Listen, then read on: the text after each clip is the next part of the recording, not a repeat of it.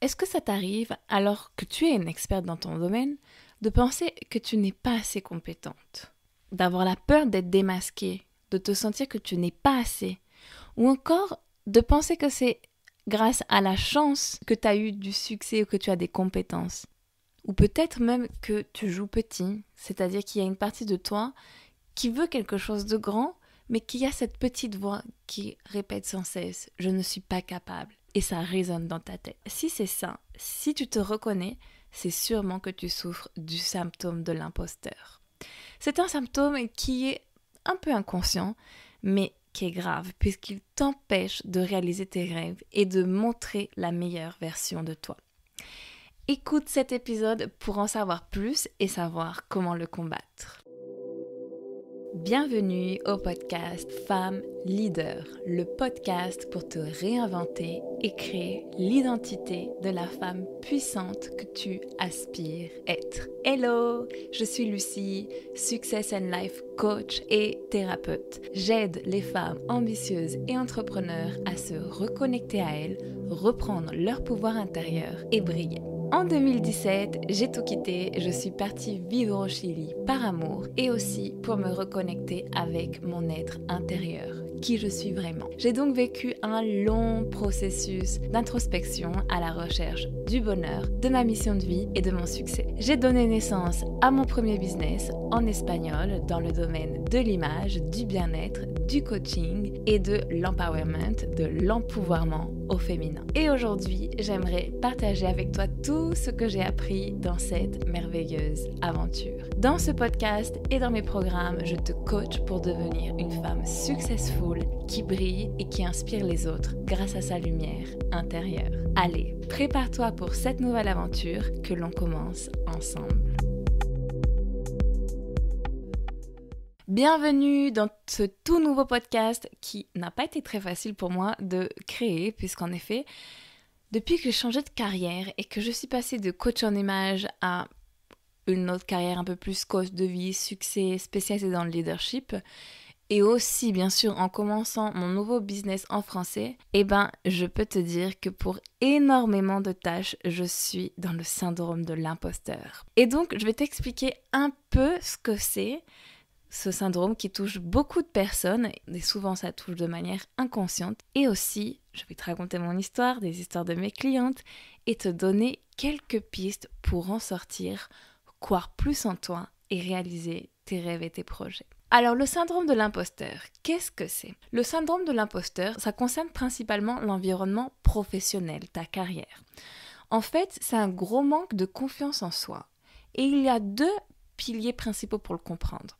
Premièrement, la peur d'être démasqué, de tromper ton audience et que quelqu'un va se rendre compte que non, tu n'es pas à la hauteur, tu n'es pas assez compétente pour parler ou travailler dans ton sujet. Second pilier, en fait, tu attribues ton succès et tes compétences à la chance. Tu n'arrives pas à voir tes succès, tu n'es pas fier de toi, tu vas minimiser tes réussites parce que tu ne te sens pas légitime et tu te sens sûrement inférieur aux autres, à ta concurrence. Donc en fait, le syndrome de l'imposteur, c'est un gros manque de confiance en soi.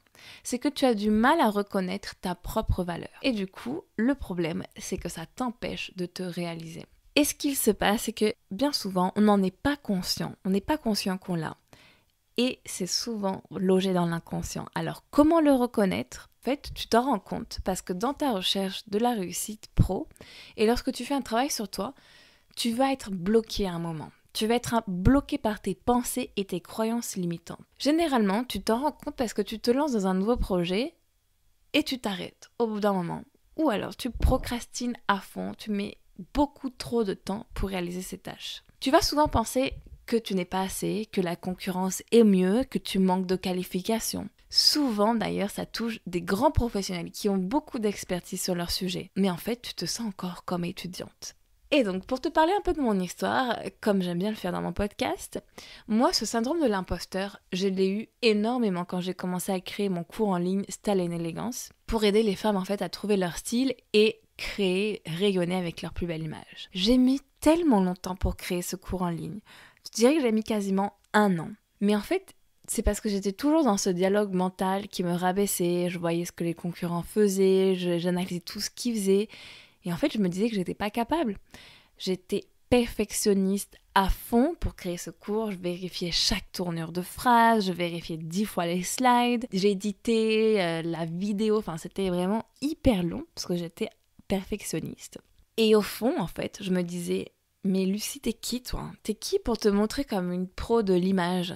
T'es qui, toi, pour te montrer forte face à toutes ces concurrentes que tu as ? T'es qui, toi, pour te montrer différente et professionnelle face à toutes ces concurrentes qu'il y a ? Tu te crois qui, en fait, pour faire ce cours en ligne ? Et du coup, ce cours en ligne, je l'ai quand même fait, je l'ai lancé, ça a été un très bon succès, ça a aidé beaucoup de femmes, donc j'en suis très heureuse. Mais voilà, c'est vraiment la première fois que j'ai fait face à ce syndrome de l'imposteur. Et encore plus récemment, quand je me suis certifiée comme coach, je me sentais pas à la hauteur. J'ai beaucoup procrastiné ce sujet. J'ai presque mis 2 ans pour me certifier alors que j'aurais pu le faire en 8 mois, je pense. Et là aussi, du coup, j'imagine que c'était le syndrome de l'imposteur. Toi, Lucie, mais comment ça se fait que tu vas devenir coach de vie et succès ? C'est le meilleur métier du monde, mais tu mérites pas ça. Tu n'y arriveras pas en plus à faire parce que c'est en anglais, c'est pas ta langue maternelle. Enfin, tu n'es pas légitime pour aider d'autres personnes. Voilà ce qui se passait un peu inconsciemment en moi. Ah oui, ça va très loin des fois, ce syndrome de l'imposteur.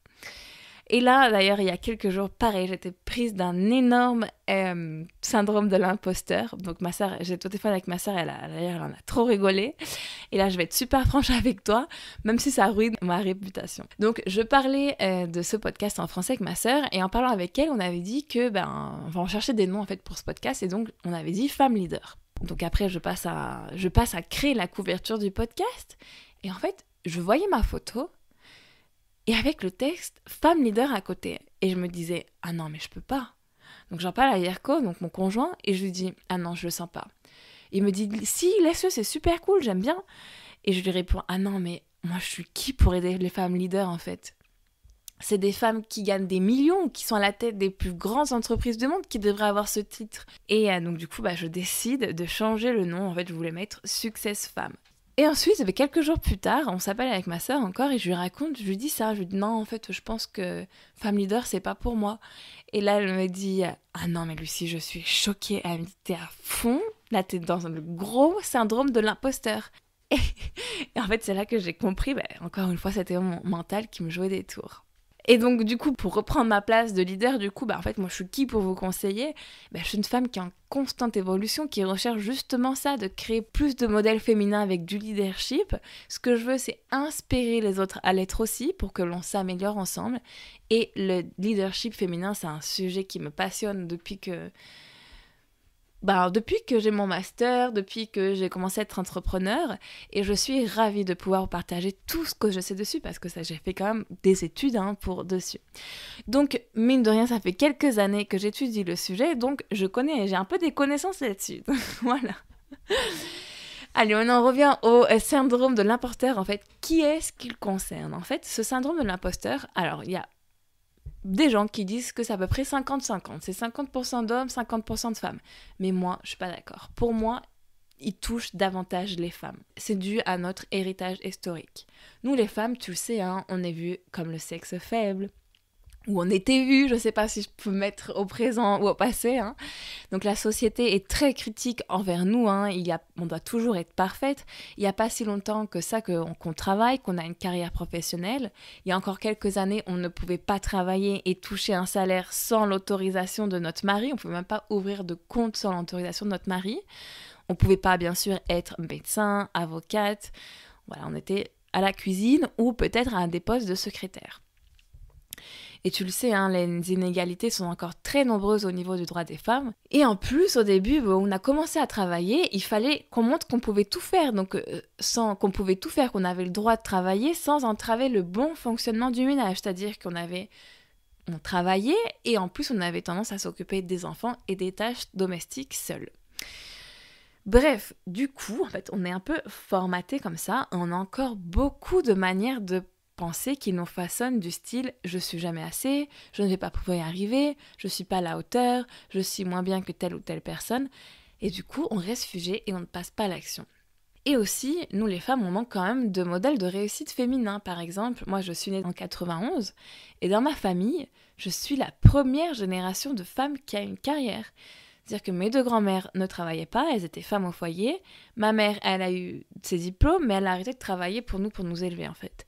Donc moi, personnellement, dans ma famille, je ne connais pas de femme qui a réussi à avoir une carrière, une vie de famille, jongler tout ça de manière successful. Donc voilà, donc c'est moi qui crée ce chemin, et c'est pour ça que pour moi, il touche davantage les femmes, parce qu'en fait, on a beaucoup moins d'exemples que les hommes.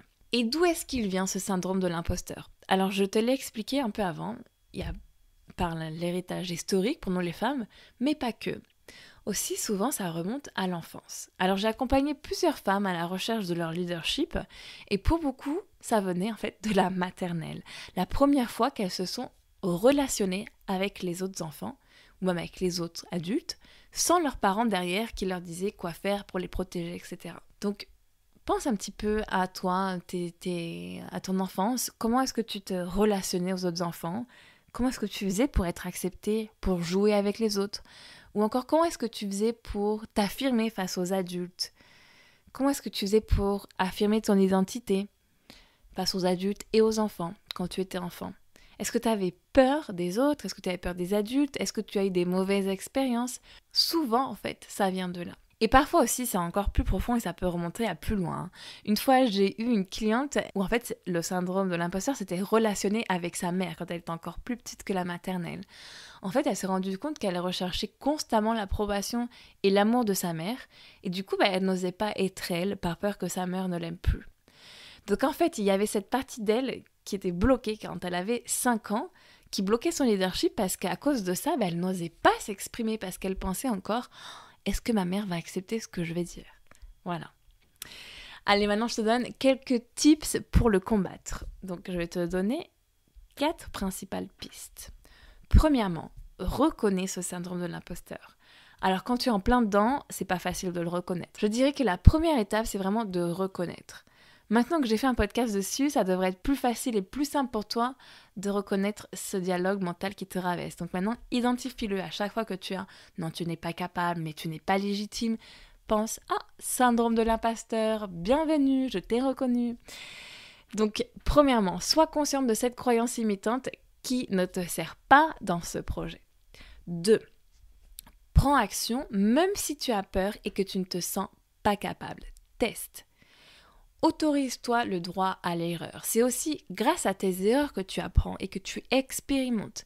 C'est normal de faire des erreurs. En fait, ce sont juste des redirections de chemin. Donc, plus vite tu prends action, plus vite tu vas faire des erreurs et plus vite tu vas te rediriger, d'accord ? C'est pas parce que tu es moins bien que les autres que tu fais des erreurs. Tout le monde fait des erreurs. Donc 2, prends action, même si tu as peur et que tu ne te sens pas légitime. Parce que quel est le pire qui puisse se passer si tu prends cette action ?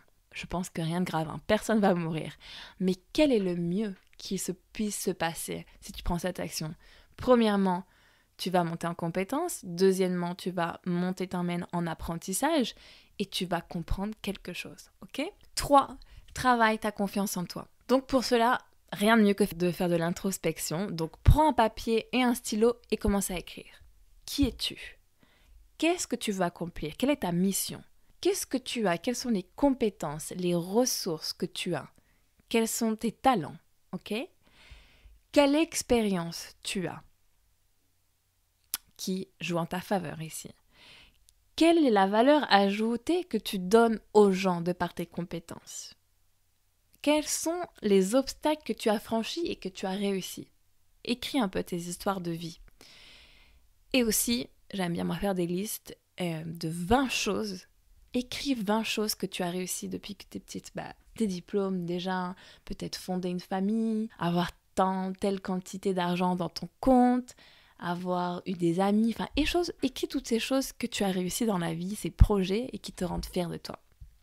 Et le point 4, maintenant, ne te compare pas. Alors pour moi, ça c'est le pire en fait, ça c'est mon plus gros problème, la comparaison. Chaque fois que je manque de confiance en moi, en fait, ça se transmet, ça se transcrit par la comparaison. Je me compare aux autres. D'ailleurs, je vous ferai bientôt un podcast sur ce thème parce que j'ai tellement de choses à dire. Mais voilà, ce que j'ai compris, c'est que nous avons tous des rêves différents. Nous avons tous des directions différentes. Donc, ça ne sert à rien de se comparer.